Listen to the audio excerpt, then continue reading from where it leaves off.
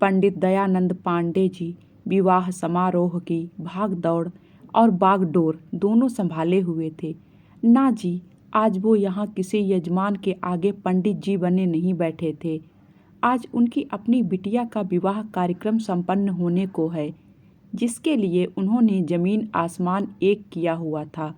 गांव वालों के साथ ही घर आए रिश्तेदार न्योतहर भी अचंभित थे कि पंडित जी की कोई लॉटरी लग गई है क्या, जो इतनी व्यवस्था। पंडित जी का अका घर वालों के लिए पांडे जी ने वैसे भी साफ कह दिया था कि कोई उनको ना रोके ना पूछे कि पैसे क्यों खर्च कर रहे हैं। उनकी इकलौती बिटिया डाली की शादी थी आखिर, और उनके हिसाब से उनकी संपत्ति पर बिटिया का बेटों के बराबर हक है, इसीलिए उसके हक का खर्च कर रहे हैं, जिसे दहेज का नाम ना दिया जाए। हालांकि मन को बहलाने के लिए यह अच्छा ख्याल था, क्योंकि संपत्ति के नाम पर कुछ एकड़ जमीन और अपना घर था। बाकी सालों से अपने परिवार को उत्तर प्रदेश के इस छोटे शहर में छोड़कर उनसे दूर मुंबई रहते और पूजा कर्म कांड करवाकर ये धन संचित किया था। पांडे जी के वृद्ध पिताजी ने धीरे से ही कह दिया था, जो तुम स्वेच्छा से खर्च करो तो हमें क्यों टोकते हो, पर तुम अजगर को भोजन पर निमंत्रित कर रहे हो। पिताजी की बात का तात्पर्य वो समझते थे। लड़के बालों की कुछ नहीं चाहिए वाली बात बढ़ते बढ़ते सुरसा रूपी दहेज तक बढ़ चली थी। लड़के के चाचा से पांडे जी की एक आध बहस भी हो चुकी थी, पर लड़की का पिता झुककर ही चलता है। इस रिवायत को निभाते हुए वो भी शांत चित्त अपना कर्म किए जा रहे थे। बारातियों के स्वागत की पूरी तैयारी कर वो अपनी धर्मपत्नी के पास चांदी की पायलों से भरी पोटली लेकर पहुँचे। उनकी धर्मपत्नी उर्मिला जैसे अपने नाम को भोगते आई थीं, परंतु उनके चेहरे पर गजब का संतोष दिखाई देता। पांडे जी के 3 बच्चों, माता पिता और अपनी बूढ़ी बीमार माता का भी तो ख्याल वो अकेले ही रखती आई थीं। हर महीने परिवार को चलाने भर जितने पैसे उनके खाते में पहुंच जाते थे, और पांडे जी से संवाद के नाम पर पहले चंद चिट्ठियां और उपरांत काल में मोबाइल पर बातें, जिनमें अक्सर बच्चों की पढ़ाई और घर के बड़े बुजुर्गों की सेहत की चर्चा होती। उर्मिला, देखना जरा कुल मिलाकर कितनी स्त्रियां आने वाली हैं डॉली के ससुराल से बारात में। ये पायलें कम तो नहीं पड़ेंगी, और साड़ी के डब्बों के साथ ही लगा देना इन्हें। ठीक है, हम 3 बार देख चुके हैं ये सब। आप नाहक ही बेचैन हो रहे हैं। बिटिया की शादी का मामला है भाग्यवान। देखना ऐसी खातिरदारी करूँगा बारातियों की कि सब देखते रह जाएंगे। वैसे डॉली कहाँ है? अब कैसे सवाल करते हैं आप? चंद घंटों में उसकी बारात आएगी। क्या टहलती फिरेगी? पूजा घर में है, वहाँ कुछ रस्में बाकी थीं, वो खत्म करके सुस्ता रही है वहीं। डॉली सबसे बड़ी बिटिया, और जिस पर उसके पिता को सबसे ज़्यादा स्नेह मिश्रित अभिमान था। डॉली ने लड़कियों के लिए खिंची हुई लक्ष्मण रेखा के अंदर रहते हुए अपने मास्टर्स की पढ़ाई पूरी कर ली थी। साथ ही उसका साहित्यिक और आध्यात्मिक ज्ञान उसकी कलम से अलग ही शोर मचाता था। पांडे जी ने भी विवाह तय होते समय बिटिया के लेख उसके चाचा ससुर को पढ़ाए थे, जिस पर प्रतिक्रिया उनकी तरफ से बर्फ जितनी ठंडी मिली थी। डॉली अंग्रेजी भी उतनी ही अच्छी जानती थी, और पिता के साथ शहर जाकर टेक्नोलॉजी संबंधी पढ़ाई करना चाह रही थी। खैर, वो संभव नहीं था। लड़कियों के लिए एक सीमा के बाद उनके परिवार का गर्व और स्नेह सिमटने लगता है। सहसा माता पिता ही एक अदृश्य कांटों की तार बांध देते हैं, जिसके बाहर अब वो विवाह के पश्चात ही निकलेगी। डॉली के लिए भी यही सुनिश्चित हुआ कि अब आगे ससुराल जाकर जो करना है वो करना। माता ने भी कभी किसी नारीवादिता का मोर्चा नहीं संभाला। वैसे भी समाज के मापदंडों पर उनके लिए अपनी जिम्मेदारियों को निर्विघ्न पूर्ण करना और उनकी बिटिया के लिए एक अच्छा ससुराल प्राप्त करना ही उसकी सबसे बड़ी उपलब्धि होने वाली थी। हाँ, अच्छा लड़का मिलने में जितना समय कटा, उसमें अल्पभाषी डॉली को बीएड एमएड करने की अनुमति दी गई, जो कि अगर नौकरी की इच्छा हुई भी तो भला शिक्षिका पद से सुरक्षित और क्या होगा। पांडे जी पूजा के दरवाजे पर ठिठक गए। वैसे भी कठोर तो कभी थे ही नहीं बच्चों के प्रति, और आज तो मोम हो गए थे, जैसे उनकी हिम्मत जवाब दे रही हो कि प्राण प्रिय बिटिया से क्या संवाद करेंगे। ताउम्र उनकी ही हाँ में हाँ मिलाती आई थी डॉली, कभी किसी बात का विरोध नहीं किया था। अचानक मन भर आया, अंदर देखा तो पूजा की थाल में बिटिया सिंदूर और लाल हरी चूड़ियाँ सजा रही थी। अतीत के किस्सों ने ध्यान खींच लिया। उर्मिला ने बताया था कि कैसे एक दिन तीज के लिए श्रृंगार करते हुए नन्ही सी डॉली ने माँ से सवालों की झड़ी लगाई थी। अम्मा, इतनी चूड़ियाँ क्यों पहन रही हो? तुम्हारे पिता की लंबी आयु के लिए साज श्रृंगार किया है बिटिया रानी। तुम बड़ी हो ना तो सारी विधि समझाएंगे। कुछ पल के पश्चात वो भी माँ की चूड़ियों को कलाई में डाले पहुँच गई थी। मैं भी पापा की लंबी उम्र के लिए चूड़ियाँ पहनूंगी। नन्ही डाली की बात को चिट्ठी में पढ़कर पांडे जी खूब हंसे थे। आज वही बिटिया उनसे सदा सुहागन का आशीष प्राप्त करने जा रही थी। समय जैसे पंख लगाकर उड़ा था। इन सब के बीच पांडे जी को इत्मीनान इस बात का था कि लड़का अच्छा मिला है। बड़े घर जाएगी उनकी डॉली। लड़का यानी अमित फोर्सेस में था और बांका नौजवान बागपटु उनकी अल्पभाषी डॉली के लिए उपयुक्त वर। शादी से पहले ही फोन पर पापा जी मम्मी जी करके मन मोह लिया था सबका। पांडे जी के पिताजी को एक बात अखरी थी कि लड़का अपने माता पिता से अधिक अपने छोटे चाचा चाची से घनिष्ठ है। हर बात पर चाचा राग अलापता रहता था। फिर पिताजी ने पांडे जी को समझा दिया था उनके घर के रिश्तों का वो समीकरण जो लड़के के पिता यानी समधी जी ने उन्हें बताया था। समधी जी वैसे गऊ आदमी थे। सारे भाइयों ने जब शहर जाकर कमाई धमाई की तब छोटे वाले ने पिताजी के साथ मिलकर गांव की सत्ता संभाली और बचाए रखी। सभी छोटे भाइयों के बच्चे भी गांव रहकर अपने दादाजी और छोटे चाचा के पास रहकर ही पढ़ाई लिखाई कर रहे थे। अब आज उनके परिवार की अच्छी स्थिति का श्रेय उनका छोटा भाई नंदन देव गर्व से खुद लेता था। वही कारण है कि बच्चे उससे अधिक जुड़े थे और नंददेव के व्यवहारिक उदंडता को उसके घर में नज़रअंदाज किया जाता था। पांडे जी पूजा के घर से दरवाजे पर लौट आए। मन को धीर बंधाया। डाली खुश ही होगी इस रिश्ते से। क्या कमी है लड़के में? हाँ, वैसे तय करने के बाद कभी पूछा नहीं खुलकर कि डॉली तुम्हें लड़का पसंद तो है ना? अरे जाने दो ना, अच्छा नहीं लगता। व्याकुल और संकोचित पिता के मन ने उर्मिला से पूछा था और उसका जवाब, भला इसमें क्या पूछना, आप पिता हैं, सब दुनियादारी देख कर ही रिश्ता लाए होंगे ना।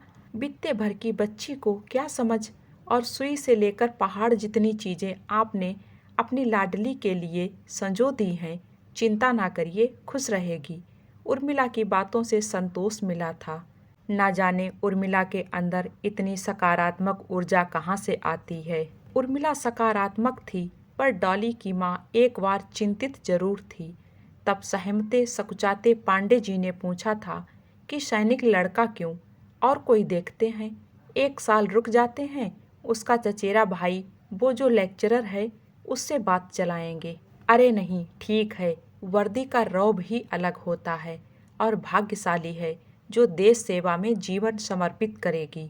समर्पण वो तो स्त्री जीवन के साथ वैसे ही मुफ्त में आता है। माँ की कोख में बीज डालते ही समर्पण रूपी थोड़ी खाद छींट दी जाती है। उसके उपरांत रोपाई से कटाई तक ये खाद लगातार बढ़ती जाती है, उत्तम खेती की आस में। काश किसी दिन इस खाद के बिना ऑर्गेनिक खेती भी होती। डॉली को भी लड़का पसंद था। अपने पापा पर उसे पूरा विश्वास था, और लड़के ने ये बताया भी था कि यहाँ आकर उसे अपनी पढ़ाई या नौकरी आगे जारी रखने की इजाज़त मिलेगी। अब भला और क्या मांग लेती वो। पढ़ाकू लड़की के मन मुताबिक रिश्ता मिला था। बारात बहुत सुंदर आई। गांव की औरतें सजीला दूल्हा देखने को टूट पड़ी थीं। कमर तोड़ मेहनत, मान सम्मान की भरपूर तैयारी और झुके नेत्रों के बावजूद नंदन देव जी नाराज प्रतीत हुए। वैसे भी 4 पहियों की गाड़ी के पैसे वो एडवांस में ले चुके थे। पांडे जी खुश थे। अपनी पूरी जिंदगी धक्के खाते रहे तो अब जाकर मोटरसाइकिल ली थी। बिटिया रानी उनकी शान से कार में घूमेंगी। इसी दिन के लिए तो बचत करते आए थे। आहा, कितना सुख पा रहे हैं सोच सोच के। सुख, पर ये क्या सुख है? यह एक माया है, एक मिराज जो रेगिस्तान में पानी की तरह चमकता है। होता कुछ नहीं, यह असली नहीं है। इसका यथार्थ से कुछ लेना देना नहीं। यह झूठ का झिलमिला है। क्या बेटी के पिता का सुख भी धोखा है? बेटी को विदा हुए 2 घंटे हो चुके थे। सारी रौनक लुट चुकी थी और मरघट सा सन्नाटा छाया था। दयानंद जी रोए नहीं, पिता नहीं रोते, बस उनका कलेजा फट जा रहा था। वे वहाँ से दूर चले गए। व्यवस्था भी तो देखनी थी, विदाई में कोई सामान छूट ना जाए। पिता का मन जब सारे सत्कारों से मुक्त हुआ था तो सोचने लगा, आज से उर्मिला अकेले पड़ जाएगी। डॉली के साथ उन्हें बड़ा सहारा था। उर्मिला अकेली ही थी। वो औरत थी, वो माँ थी, कैसे पड़ जाती अकेली। फोन की रिंग से पिता की नींद टूटी तो पांडे जी का ध्यान गया। कई मैसेज भी उनके सादे से फोन पर टंगे पड़े थे। फोन उठाया तो माथे पर पसीने की लहर खिंच आई। उनके करीबी मित्र का एक्सीडेंट हो गया था। खून बहुत बह गया था और तत्काल खून की ज़रूरत थी। सबको पता था उनका ब्लड ग्रुप एक ही है, पर अभी निकलना होगा मुंबई के लिए। 12 घंटों की व्यवस्था थी अस्पताल के आसपास। शायद बात सिर्फ खून की ना हो, शायद आलोक उन्हें देखना चाहता हो। सैकड़ों प्रश्न मन को घिर आए। कितना मन था आलोक का डॉली की शादी में आने का, परंतु छुट्टी ना मिली। छुट्टियों में वो हमेशा घर आता था। साथ में बच्चों के लिए आलोक चाचा प्रिय थे।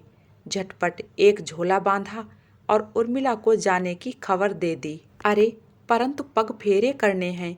बेटी के ससुराल आपको जाना था उसे लाने। समधी जी क्या सोचेंगे? कैसी बातें करती हो उर्मिला? किसी की जान से बढ़कर जग हंसाई है क्या?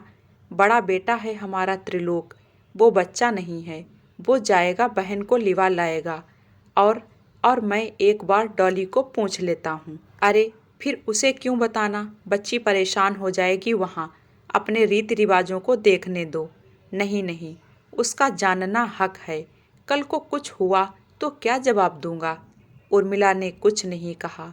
उसे ये सब गहरी बातें धीरे धीरे कम समझ में आने लगी थीं। वो एकदम से पक कर कुंदन की जैसे एक शुद्ध गृहिणी हो चुकी थी, जिसका दायरा अपने परिवार से शुरू होकर परिवार पर समाप्त हो जाता था। पांडे जी ने डॉली को फ़ोन लगाया।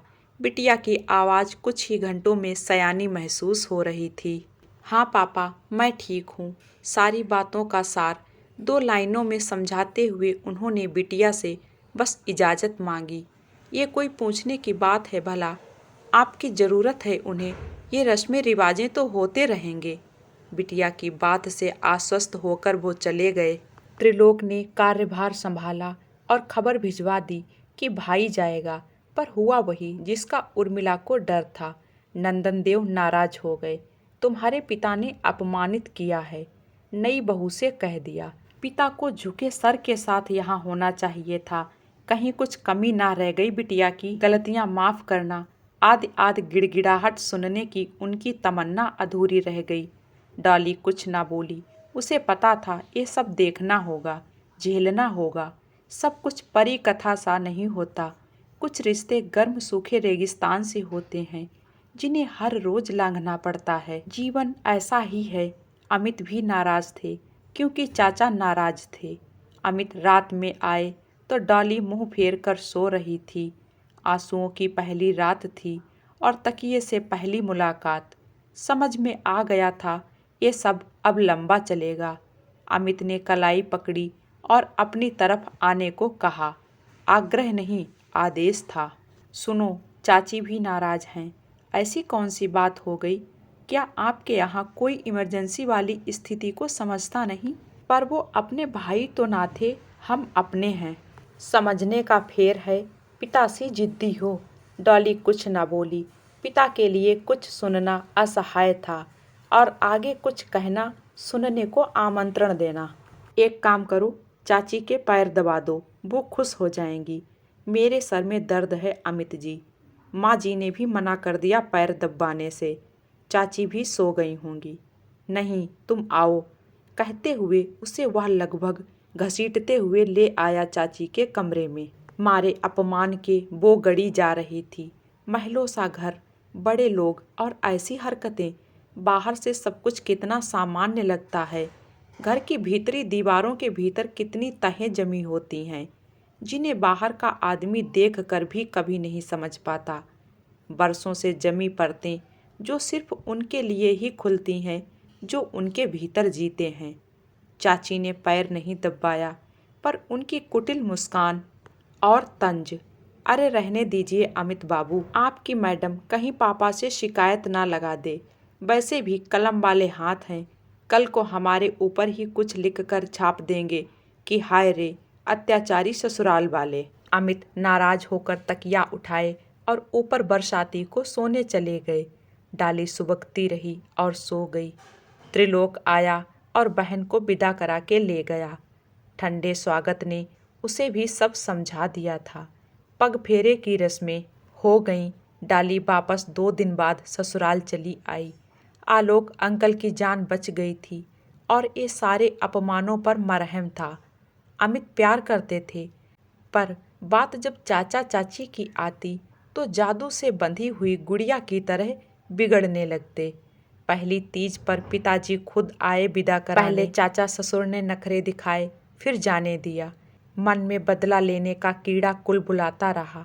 वैसे इलाके भर में रौब था पांडे जी का, बस बेटी के ससुराल में वह नर्म पड़ जाते थे।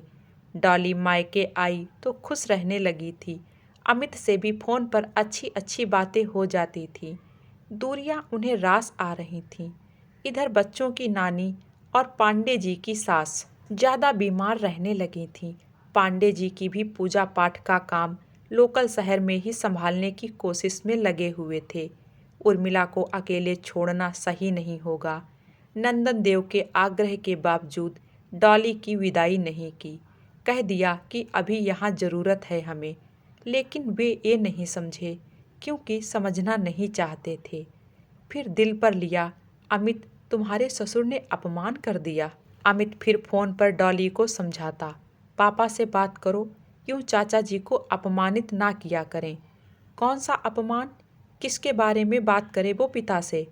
यानी फिर सब कुछ बताना होगा। ये भी बताना होगा कि अब वहाँ उससे आगे पढ़ने या नौकरी करने की इजाज़त रद्द कर दी गई है। पिता अपनी संपूर्ण संपत्ति लुटाकर सचमुच लुट चुका था। ये बताएं, नहीं बता सकती थी। उधर 1 हफ्ते के बाद ही नानी की तबीयत और बिगड़ गई। पांडे जी भी घर आ गए थे। शायद अंत समय नज़दीक था उनकी सास का, और अपनी उपस्थिति दर्ज कराकर वो माफ़ी मांगना चाहते थे हर अनुपस्थिति के लिए। घर में रोने का माहौल था और नंदन देव का फ़ोन तीसरे रिंग पर पांडे उठाए। अरे ऐसी कौन सी आफत आन पड़ी है कि आप फ़ोन नहीं उठाते? नंदन देव जी की आवाज़ से लिहाज कोसों दूर था, जबकि पांडे उम्र में बहुत बड़े थे।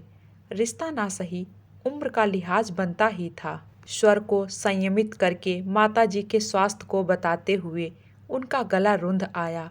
आप मर्द हैं या नामर्द, ऐसे एक बूढ़ी औरत के जाने की बात पर औरतों जैसा विलाप कर रहे हो।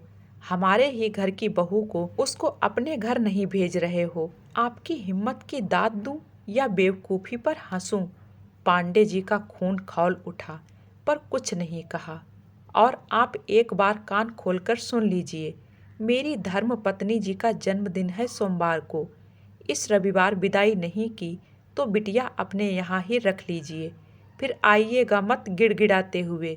ओहो, मैं तो भूल गया, वो तो आपके स्वभाव में है ही नहीं।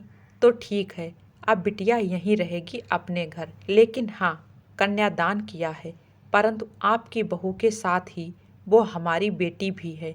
एक काम करिए, हमारी तरफ से आपकी धर्मपत्नी को जन्मदिन की ढेर सारी शुभकामनाएं कहिएगा। फोन काट दिया एक पिता ने। आंखें क्रोध से लाल हो गई थीं। इतना पछतावा, लाखों डुबाने के बाद भी बिटिया को अंधे कुएं में ढकेल आया था। एक ऐसी टीस उठ रही थी और जाने क्या क्या झेला होगा। उनकी अपनी प्राणों से प्रिय बेटी ने ऐसे गिरगिटों के घर में। पूछने की हिम्मत भी ना हुई। सारी गलती स्वयं की थी। अगले दिन से अमित ने जीना दुश्वार कर दिया। जो तुम चाचा जी के दिए गए दिन पर नहीं आई तो मैं आत्महत्या कर लूँगा अपमान से। तुम्हारे पिताजी नहीं मानते तो तुम खुद चली आओ, चुन लो किसी एक को। और हाँ, मैं वहाँ नहीं आऊँगा। बुलाने मुझे चाचा ने मना किया है। त्रिलोक के साथ चली आओ। अब पापा जी से तुम्हारे पापा हो गए थे। समीकरण कितनी तेजी से बदला रिश्तों का। काले गहरे गड्ढे में बिटिया की आंखें देखकर उर्मिला समझ चुकी थी हर वो अनकहा जो बिटिया ने कभी नहीं कहा। सुनो जी, लड़की वाले हैं हम। हमारे घर की समस्या के लिए उसके नए जीवन में क्यों जहर घोलना। कुछ ऊपर नीचे हो गया तो पूरी उम्र हम समाज को क्या मुंह दिखाएंगे। गुस्सा थूक दो और माफ़ी मांग कर विदा कर दो। इतवार को कहें या शनिवार को, जाने दो उसका घर है, वो अपना संभाले, हम अपना। कैसी बातें करते हो उर्मिला, तुम माँ हो ना उसकी। क्या हुआ तुम्हें? पर मैं उसका पिता हूँ और अब कमज़ोर नहीं पड़ूंगा। उर्मिला, उन लोगों को सिर्फ और सिर्फ हमें नीचा दिखाना है। प्रेम का संबंध होता तो इतवार क्या, आधी रात को पहुँच जाता मैं। एक दिन के अंदर धमकी देकर बुलाना, उन्हें सब पता है। और अपमानित करते जाना अब उनकी आदत बन चुकी है। मैं अपने हाथों से अपनी फूल सी बच्ची को रेगिस्तान में रोप आया हूँ। अब मैं ही उसे मुरझाने से बचाऊंगा, सिर्फ इस वजह से कि समाज क्या कहेगा। मैं उसे वहाँ नहीं छोड़ सकता। कल को जाने किस गम को अंदर खाते हुए बेटी कुछ और कर बैठे तो ऐसा मैं सोच भी नहीं सकता। उसके आगे तो पैसे इज्जत गए तो वापस आ जाएंगे, बिटिया वापस नहीं आएगी जो तुमने इस हाल में विदा किया तो। उर्मिला, उनकी हिम्मत बढ़ जाएगी। उसे तब तक दबाएंगे जब तक कि वो घुट कर दम ना तोड़ दे। मेरी गलती है, मैं चूक गया एक अच्छा पिता होने से। अपने बचपन की गरीबी को मैं अपने बच्चों के भौतिक सुख से भर रहा था, परंतु गरीब तो मैं और हो गया हूँ भीतर से। तुम सबसे दूर लाखों पिताओं की तरह सुखद भविष्य कमा रहा था, पर ऐसा भविष्य कभी नहीं सोचा था अपनी डॉली के लिए। लात मारता हूँ समाज को। अब चाहे अमित जी को अपनी गलती समझ में आए या ना आए, वो जिए या ना जिए, फिलहाल तो डॉली नहीं जाएगी। ये मेरा अटल फैसला है। किवाड़ की ओट से लगी बिटिया अचानक फट पड़ी, जैसे विदाई के समय आंसू बचा के रखे थे। मुझे माफ़ कर दे लाडो, मैं हार गया, पर तुझे हारने नहीं दूंगा। क्या लगता है तुम लोग कुछ नहीं बताओगे तो तुम्हारी आंखें सब छुपा लेंगी। मेरी वजह से तेरा बहुत नुकसान हो गया मेरी बिटिया रानी। नानी के ठीक होते ही तू मेरे साथ मुंबई चल रही है। अब जब तू अपने पैरों पर खड़ी हो जाएगी तभी तेरी विदाई करूँगा। अब अमित को एहसास होगा तो वो आएगा तुम्हारे पास सुधर कर, वरना आकाश असीमित है बिटिया। गले से लगकर आज बेटी बहुत रोई। पिता के कंधे पर बैठकर मेले को देखना जितना आसान था, हाँ उतना ही आसान लग रहा था अब ये दुख पार करना। हाँ, वो पहले की तरह इस बार भी कुछ नहीं बोली। उसे तब भी अपने पिता पर विश्वास था और अब भी विश्वास था। दोस्तों, मैं उम्मीद करूंगी कि ये कहानी आप लोगों को पसंद आएगी। प्लीज़ अपने विचार इस कहानी के बारे में जो हैं कमेंट करके ज़रूर बताएं। मिलते हैं एक और नई कहानी के साथ में। Thank you.